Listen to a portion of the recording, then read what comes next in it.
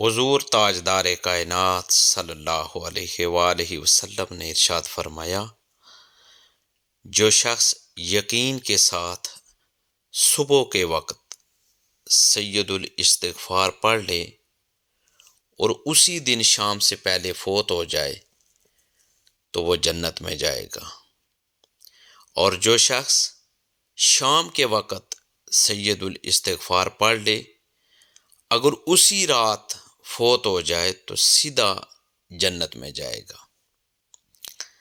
سید الاستغفار یہ ہے، اللہم انت ربی لا الہ الا انت خلقتنی وانا عبدک وانا علی عہدک ووعدک ما استطعت اعوذ بک من شر ما صنعت ابوء لک بنعمتک علی وابوء بذنبی فاغفر لی فإنہ لا یغفر الذنوب الا انت۔